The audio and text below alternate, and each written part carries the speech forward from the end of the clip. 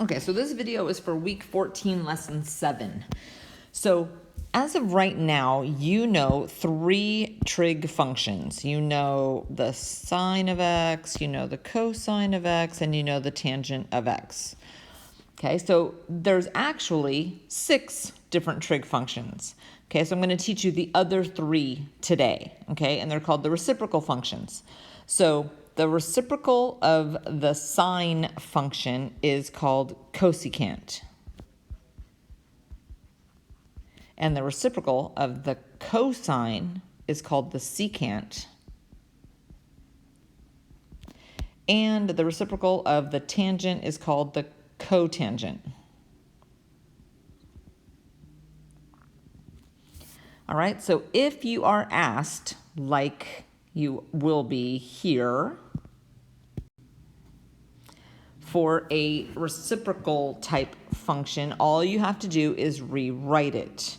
Okay, so let's take a look at, I don't know, I'm just going to pick one of these. It doesn't really matter. Like this one. All right, so I'm going to rewrite this because it's asking for the secant.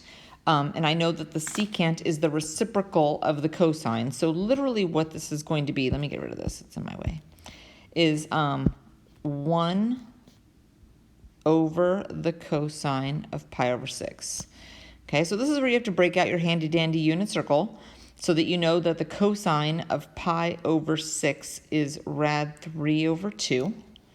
Right? And if you divide, 1 divided by rad 3 over 2 is 2 over rad 3, and then you just have to rationalize, right? You multiply by rad 3, top and bottom,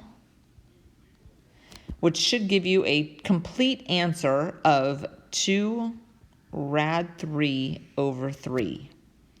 Okay, let's try a different one.